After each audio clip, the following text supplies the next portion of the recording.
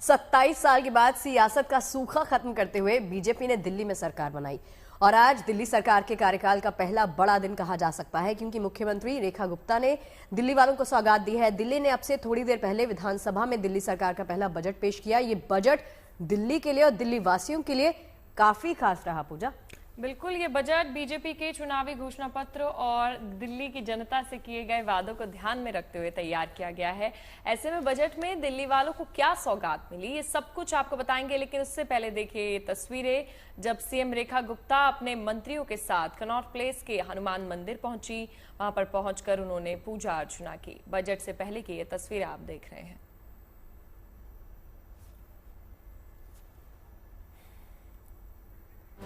तो तस्वीरें आपको दिखा रहे हैं। देखिए, संसद में रेखा गुप्ता, जिनसे उम्मीद की जा रही थी कि दिल्ली वालों को बड़ी सौगात मिल सकती है, तो उस पर खरा उतरता वो साफ देखी जा सकती हैं। तो आज पूजा अर्चना कर आशीर्वाद लिया है। सबसे पहले हनुमान मंदिर पहुंची, वहां पर पूजा की, फिर उन्होंने भगवान का आशीर्वाद लिया। तो दिल्ली को बजट की बड़ी सौगात दी गई है। पहली तस्वीरें आप देख रहे हैं। बजट सेशन के दौरान 1 लाख करोड़ का बजट पेश किया गया। इस बार का सबसे बड़ा बजट ये दिल्ली वासियों के लिए रहा।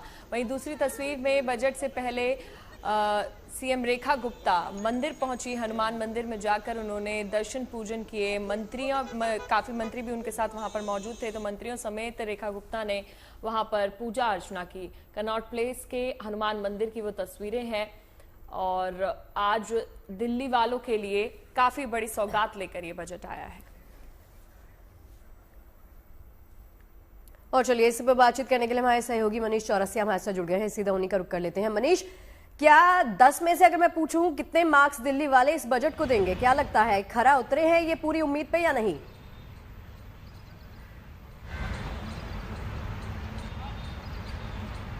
देखिए, पहला बजट है, उम्मीदों वाला बजट था और जीएनटी लगातार यमुना की बात कर रहा था। यमुना की सफाई को हमने एक मुहिम बनाकर आपको एक छोटी छोटी खबरें भी दिखाई हैं।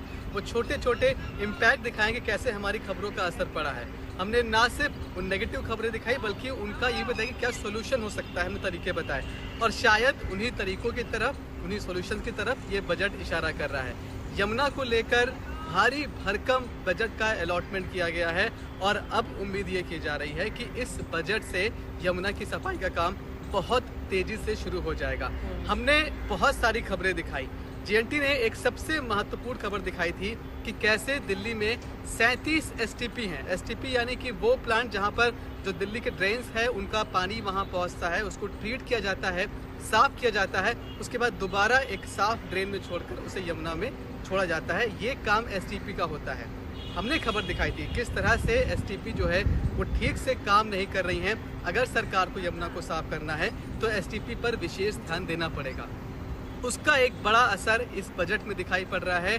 दिल्ली सरकार में मुख्यमंत्री ने आज सिर्फ एसटीपी के लिए ही 500 करोड़ रुपए का आवंटन किया है। यानी कि एसटीपी को कैसे अपग्रेड किया जाए, उन्हें और कैसे अच्छा बनाया जाए या फिर नया एसटीपी बनाया जाए, सिर्फ उसके लिए 500 करोड़ रुपए का आवंटन अलग से किया गया है। ये जीएनटी की मुहिम का ही असर है। जीएनटी ने लगातार दिखाया कि दिल्ली के जो नाले हैं वो किस तरह से प्रदूषित कर रहे हैं यमुना को।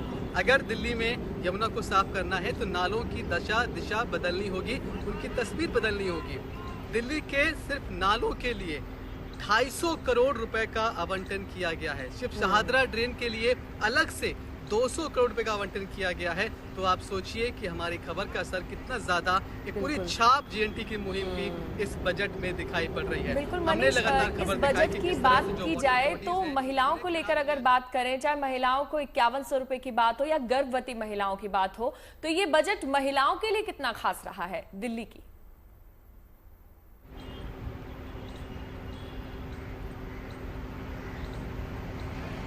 देखिए, चुनाव के पहले ही जिस तरह से जो संकल्प पत्र बीजेपी लेकर आई थी उसमें कहीं ना कहीं महिलाओं को बहुत ज़्यादा तवज्जो दी गई थी। कहा गया था कि एक निश्चित रकम लगभग 2500 रुपये के आसपास उन्हें हर महीने दी जाएगी। उसके बाद दिल्ली बीजेपी के आला कमान ने जिस तरह से दिल्ली को एक महिला मुख्यमंत्री दी, वो भी कहीं ना कहीं इशारा कर रहा था कि महिलाओं के लिए बहुत कुछ होने वाला है और उसका भी असर आज बजट में दिखाई पड़ रहा है। भारी भरकम रकम आवंटित की गई है और कहा जा रहा है कि अगर इस रकम में कोई दिक्कत होती है इस पूरे बजट के लिए, तो केंद्र सरकार से मदद मांगने में दिल्ली सरकार पीछे नहीं हटेगी। कई मामलों में दिल्ली सरकार ने केंद्र सरकार से पैसे मांगने की बात भी कही है। तो कुल मिलाकर महिलाओं को वाकई अब एक बड़ा फायदा होने वाला है। हालांकि इस बजट से पहले और सरकार बनने के बाद जो बीच का वक्त रहा उनमें बहुत सारी बातें चलती रही। कई बार ये कहा गया कि सिर्फ उन्हीं महिलाओं को पैसा मिलेगा जिनके पास बीपीएल कार्ड है, यानी कि जो बिलो पॉवर्टी लाइन के नीचे आते हैं। सिर्फ उन्हीं महिलाओं को पैसा मिलेगा जो कि अब वर्किंग नहीं, हाउसवाइफ है। ऐसी तमाम सारी बातें, अफवाहें चलती हैं किसको पैसा मिलेगा किसको नहीं मिलेगा। लेकिन अभी फिलहाल जो बजट दिया गया है वो दिल्ली की सभी महिलाओं के लिए है। इसमें कोई कैटेगरी नहीं है। मतलब जितनी महिलाओं ने बीजेपी के लिए वोट किया हो ना किया हो, उन सभी के लिए अब एक बड़ा तोहफा है। बजट का आवंटन कर दिया गया है। उम्मीद यही कि हो सकता है आने वाले कुछ एक आध महीने में ही ये पैसा भी महिलाओं के अकाउंट में पहुंचना शुरू हो जाए। मनीष, एक और चीज इससे पहले जो आप अपनी बात कंप्लीट करना चाह रहे थे, जीएनटी की जिन खबरों का इम्पैक्ट हुआ है वो एक तो आप कंप्लीट कर लीजिए, और सेकंड चीज एक और जोड़ देती हूँ। कुछ ऐसी चीजें भी आपको लग रही हैं यहाँ पर सरकार की तरफ से कैरी फॉरवर्ड की गई हैं जो पुरानी सरकार की तरफ से की गई थी और अभी अमली जामा पहनाने की कोशिश इस सरकार की तरफ से की जा रही है?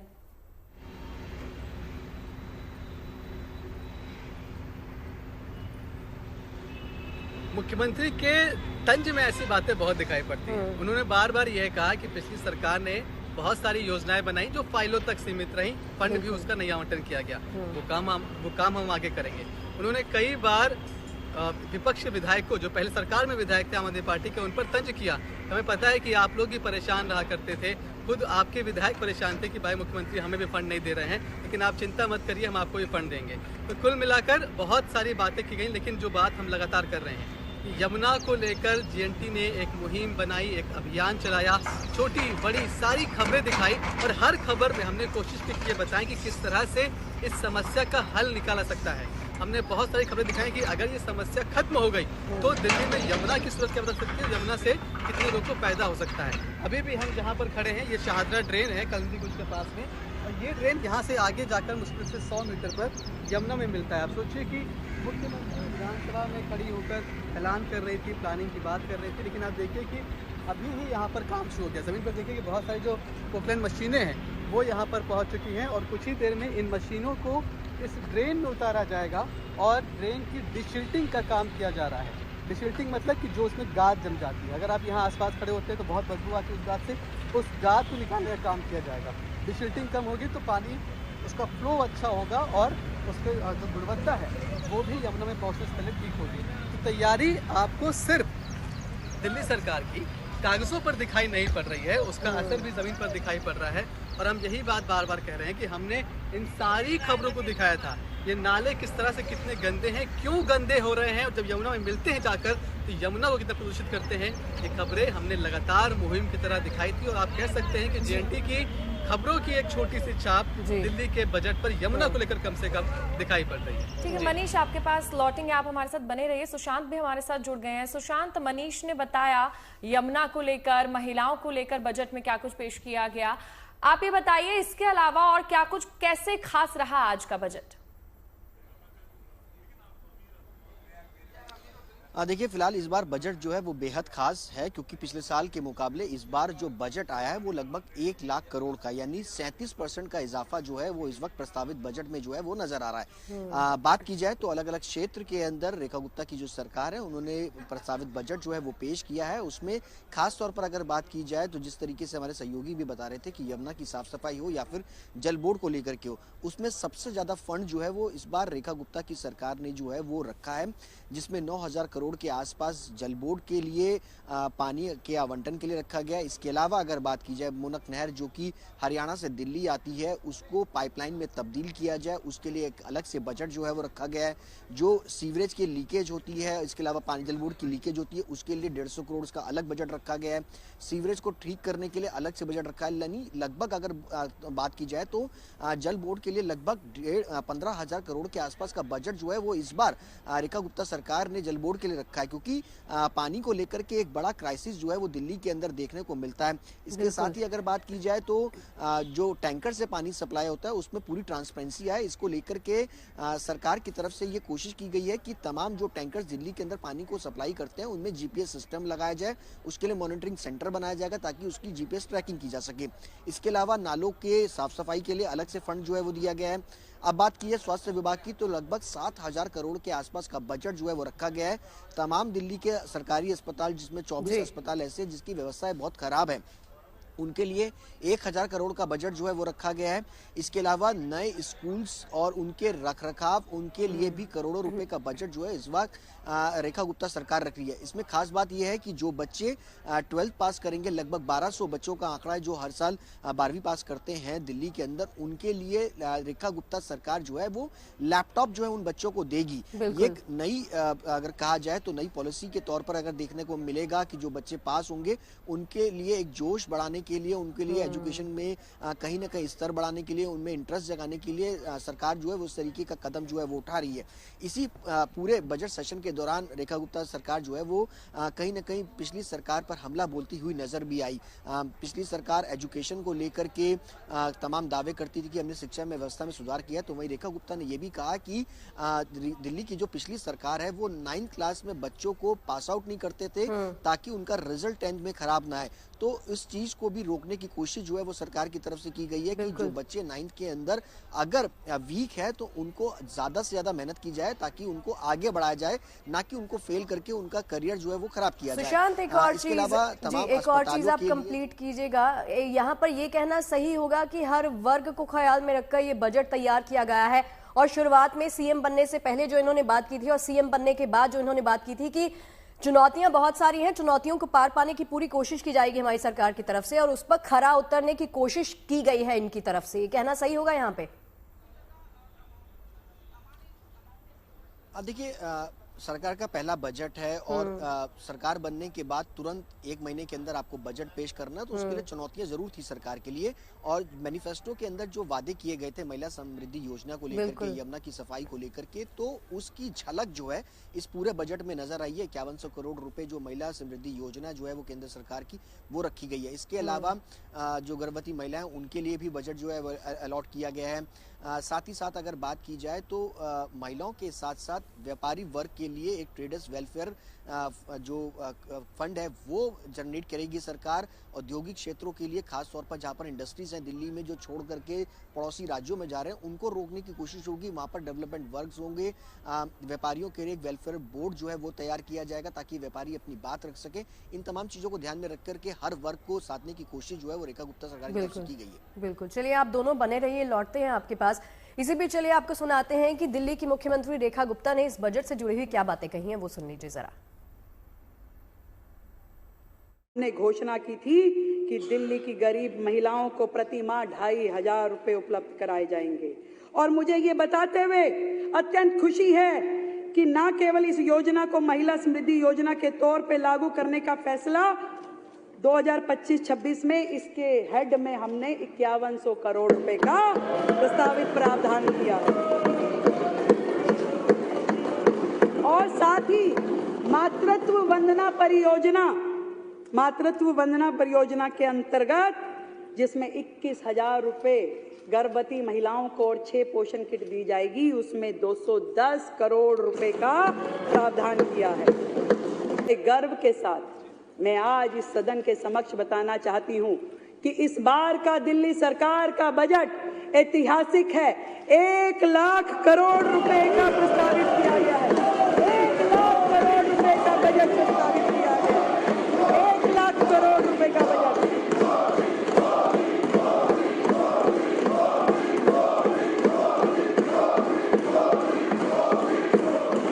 जो कि न केवल दिल्ली के इतिहास में बल्कि देश में इतनी तरक्की करने वाला, जो कि 31.5% अधिक है, पिछले साल की तुलना में अभूतपूर्व और ऐतिहासिक बजट है।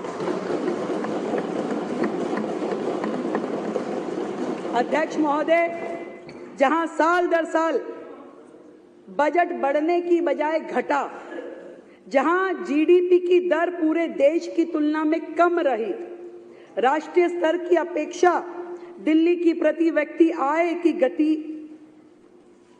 आय की जो गति पूरे देश में है उससे कम गति से बढ़ी।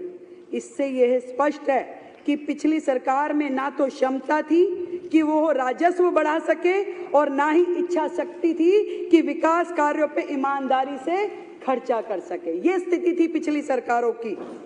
और दिल्ली की वर्तमान स्थिति में ये स्पष्ट दिखाई देता है कि बुनियादी ढांचा और नागरिक सुविधाएं पूरी तरीके से ध्वस्त है, पूरी तरीके से ध्वस्त है। यमुना की सफाई हमारे घोषणा पत्र का एक महत्वपूर्ण अंग है और इस बजट की भी मुख्य प्राथमिकताओं में से एक है।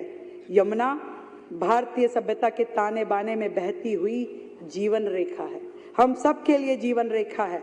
लेकिन दुर्भाग्य है कि पिछली सरकार इसे स्वच्छ करने में विफल रही।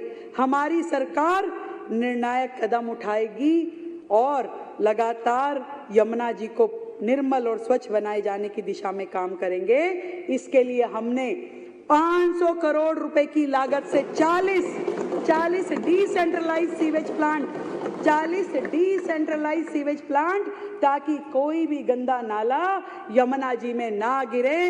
इसके लिए हमने 500 करोड़ रुपए की अलग से व्यवस्था की है ताकि वो सीवेज का पानी उसी जगह पे ट्रीट कर दिया जाए और यमुना में जो पानी जाए वो साफ पानी जाए। अध्यक्ष जी, इसके लिए हमने अलग से 500 करोड़ की व्यवस्था की है।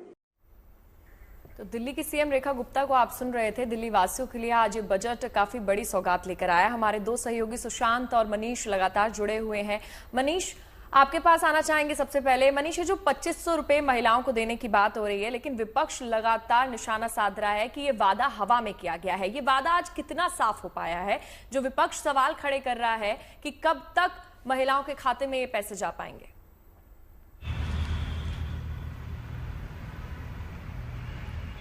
देखिए, विपक्ष के दावे हवा हवाई हो गए हैं। आज जिस तरह से बजट का आवंटन कर दिया गया है, ये साफ दिखाता है कि सरकार ने जो भी संकल्प पत्र में बीजेपी ने अपनी कहा था, वो सारी बातों को लेकर वो बजट में लेकर आए हैं। अगर बजट में पैसा एक बार आ गया है तो जाहिर तौर पर उसका जो आवंटन है वो आगे शुरू होगा, महिलाओं के खाते में पैसे पहुंचेंगे। तो बातें बहुत सारी ज़रूर की जा रही थी, विपक्ष भले हमलावर था, लेकिन आज विपक्ष की सभी बातों पर एक तरह से पूर्ण विराम मुख्यमंत्री ने लगाया है। और जब ये पैसे महिलाओं के अकाउंट में पहुंचने शुरू होंगे तो जाहिर तौर पर फिर ये कोई मुद्दा नहीं रह जाएगा।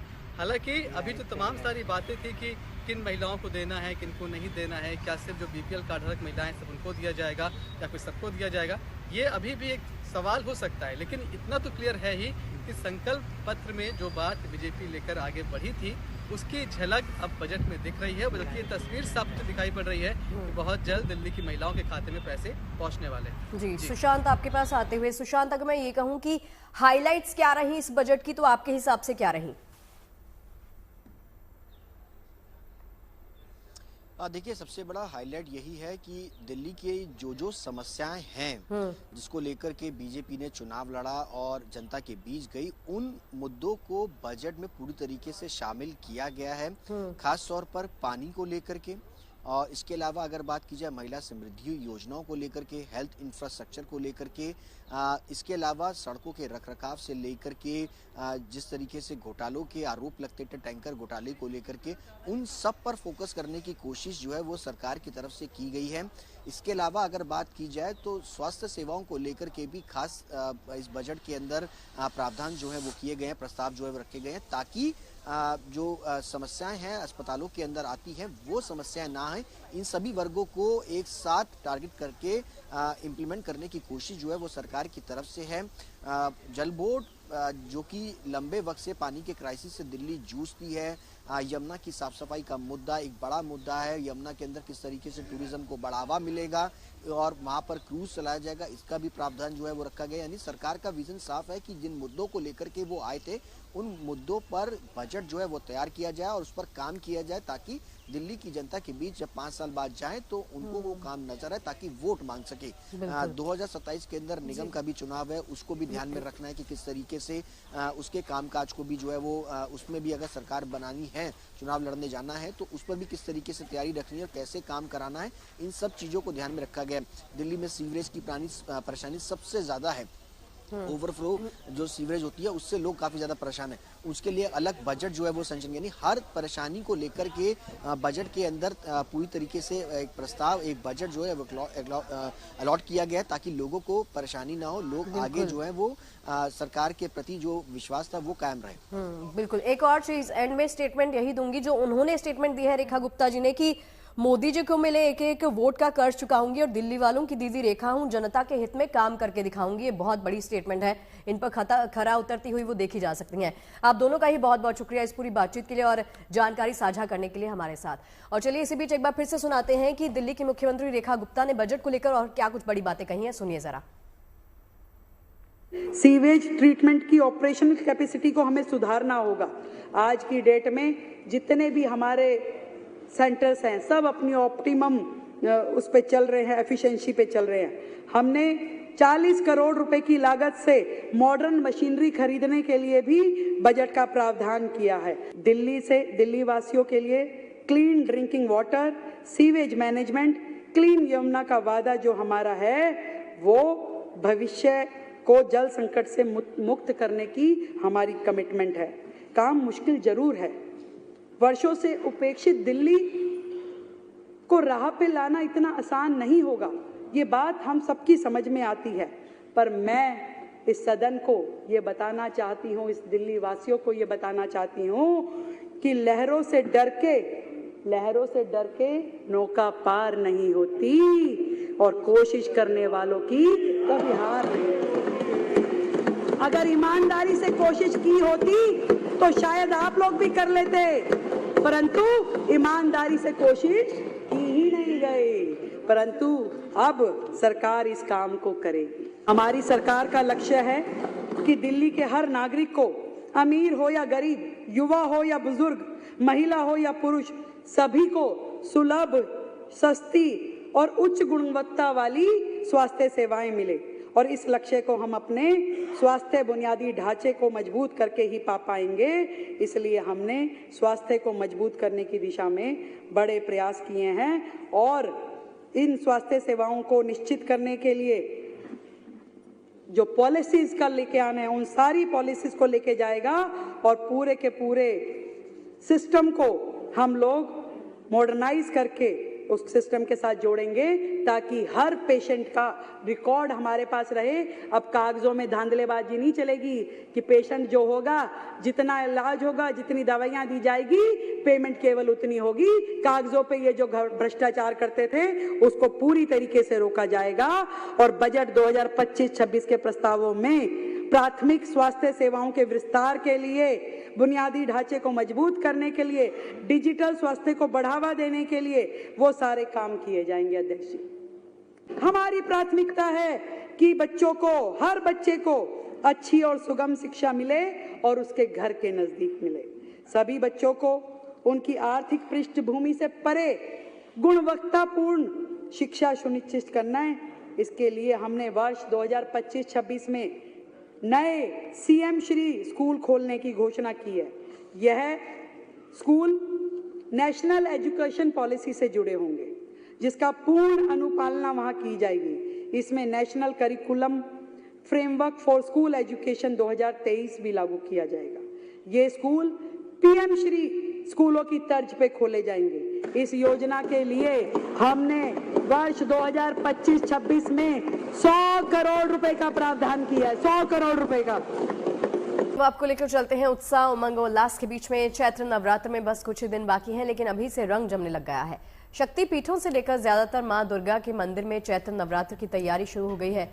राजस्थान के लखी में भी आस्था का दरबार सज गया है। खास बात यह है कि भारी भीड़ को देखते हुए प्रशासन भक्तों के लिए गर्मी से बचने के लिए सुरक्षा व्यवस्था के और गर्मी से बचाने के उपाय कर रहा है। तो वहीं नवरात्र से पहले गणगौर उत्सव के रंग भी देखने के लिए मिल रहे हैं। सीकर में गणगौर उत्सव का आयोजन किया गया, जहां महिलाओं ने अखंड सुहाग और सुयोग्य वर्ग के लिए ये पर्व मनाया। उमंग से भरी तस्वीर काशी विश्वनाथ धाम में देखने को मिली।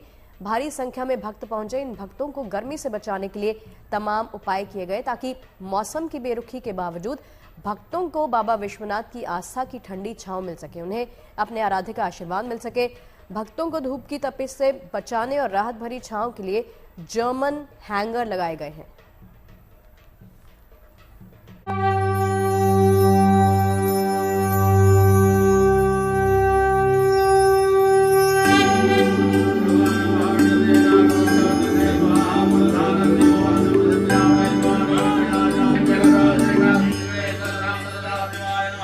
काशी विश्वनाथ का धाम आस्था का वो धाम जहां श्रद्धालुओं की भीड़ कभी कम नहीं होती। कोई मौसम हो, कोई ऋतु हो, बाबा के द्वार पर भक्तों की अपार भीड़ हमेशा रहती है। काशी विश्वनाथ के दर्शन मात्र से भक्तों के तमाम दुख दर्द दूर हो जाते हैं। ऐसे में अपने आराध्य के लिए भक्त दौड़े चले आते हैं, फिर चाहे मौसम कोई भी हो। अब गर्मी का मौसम दस्तक दे चुका है और काशी विश्वनाथ में श्रद्धालुओं की अपार भीड़ को देखते हुए माकूल इंतजाम किए जा रहे हैं, जिससे भक्तों को गर्मी के मौसम में भी आस्था की ठंडी छांव मिलती रहे। बाबा विश्वनाथ के आंगन में जर्मन हैंगर्स लगाए गए हैं, जिससे श्रद्धालुओं को गर्मी में भी शीतलता का अनुभव हो और वो पूरे आनंद के साथ अपने आराध्य के दर्शनों का लाभ ले सकें। दर्शनार्थियों की सुविधा के मद्देनजर पूरे धाम परिसर में जर्मन हैंगर लगाया जा रहा है। जर्मन हैंगर के साथ साथ मिस्ट फैन लगेगा ताकि उन पे फुहारे से पानी की भी बरसात होता रहे, ताकि इस गर्मी के मौसम में भी जब वो बाबा विश्वनाथ के दर्शन करने के लिए आए तो वातावरण में उनके आसपास शीतलता बनी रहे और वो शुद्ध मन से और बिना परेशान हुए बाबा विश्वनाथ का आशीर्वाद प्राप्त कर सके। सिर्फ जर्मन हैंगर ही नहीं बल्कि मिस्ट फैन भी जगह जगह लगाए जा रहे हैं, ताकि श्रद्धालुओं को ठंडी फुहार के जरिए शीतलता प्रदान की जा सके और श्रद्धालु बिना किसी तकलीफ के बाबा विश्वनाथ के दर्शन प्राप्त कर सकें। काशी विश्वनाथ मंदिर की जो सुविधाएं हैं बहुत ही अच्छी हैं। पहले धूप के कारण लोग यहाँ परेशान होते थे, लेकिन अभी जो यहाँ पे लगाया गया व्यवस्थाएं, छांव की व्यवस्था की गई है, लोगों को बैठने की उचित व्यवस्था की गई, बहुत ही सुंदर है। लोग जो थक जा रहे हैं बैठ के यहाँ आराम कर ले रहे हैं, कहीं न कहीं उनको सुकून मिल रहा है। और इस बार जो है ये काफ़ी अच्छा शेड लगाया गया है, जिसके कारण श्रद्धालुओं को गर्मियों का सामना नहीं और ये जो धूप जो है ना उसको सामना करने नहीं पड़ रहा है। ये काफ़ी अच्छा व्यवस्था की गई है मंदिरों के द्वारा। गर्मी के मौसम में मंदिर परिसर में फर्श का पत्थर गर्म हो जाता है, लेकिन अब बाबा के दर्शनों के लिए आने वाले भक्तों को न धूप लगेगी और न ही पांव जलेंगे। सिर पर छांव के लिए गंगा द्वार से मंदिर चौक तक जर्मन हैंगर लगेंगे। जमीन पर जूट की गीली मैट शीतलता का आभास बनाए रखेगी और भक्तों को काशी विश्वनाथ धाम में आस्था की छांव मिलती रहेगी। Roshan Jaiswal, Varanasi, good news today. Rajasthan का करौली धाम धर्म और आध्यात्म की एक अनोखी छटा बिखेरने में लगभग तैयार हो गया है। दरअसल यहां पर जल्द ही विश्व प्रसिद्ध कैला माता का लक्खी मेला आयोजित होने वाला है, जिसकी तैयारियां जोर शोर से चल रही हैं और इस बार इस मेले में सफाई को प्राथमिकता पर रखा गया है, जिसके लिए इस बार प्लास्टिक मुक्त मेले का आयोजन भी किया जाएगा।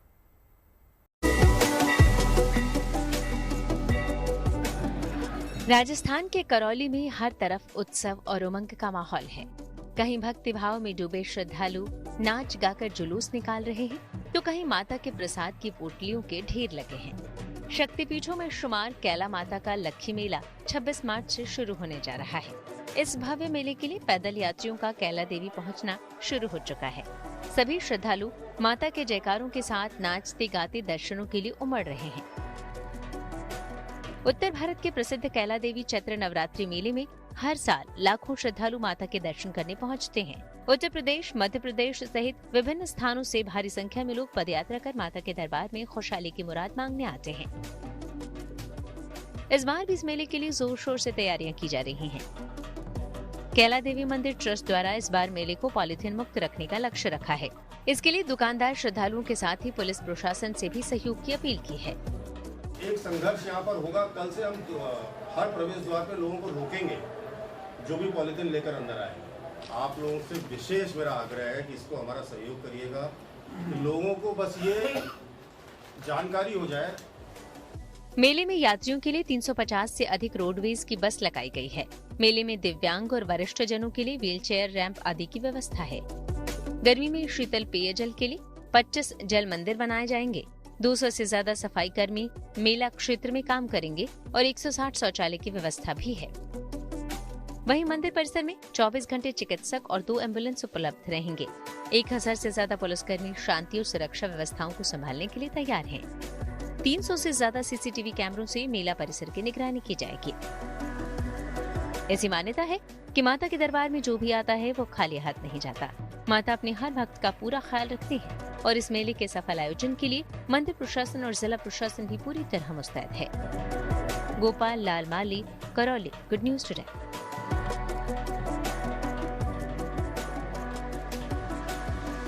कर्नाटक के कलबुर्गी में शरण बसवेश्वर मंदिर में महारंगोत्सव का आयोजन चल रहा है, जिसमें धूमधाम से संत शरण बसवेश्वर की रथ यात्रा निकाली गई। इस रथ यात्रा को देखने के लिए मंदिर परिसर में बड़ी तादाद में श्रद्धालु पहुंचे।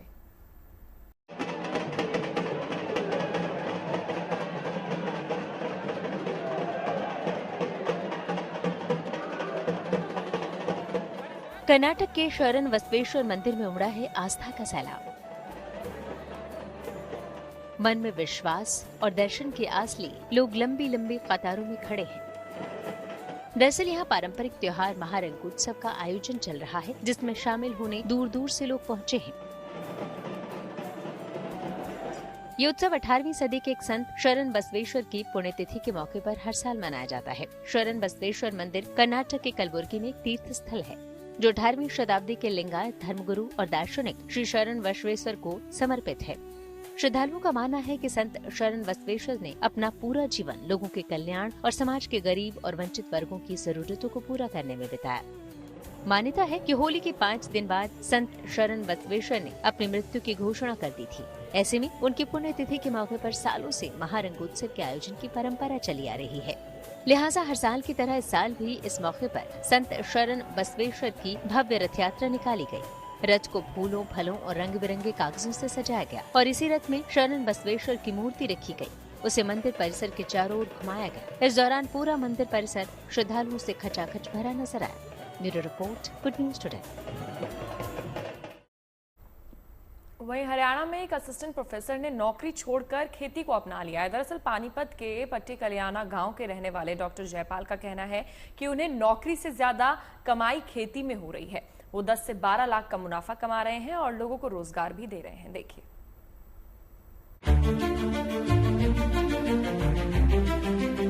फूल गोभी सिर्फ सफेद ही नहीं, पीली और बैंगनी भी हो सकती है और खेती से सिर्फ घाटा ही नहीं, लाखों का मुनाफा भी हो सकता है।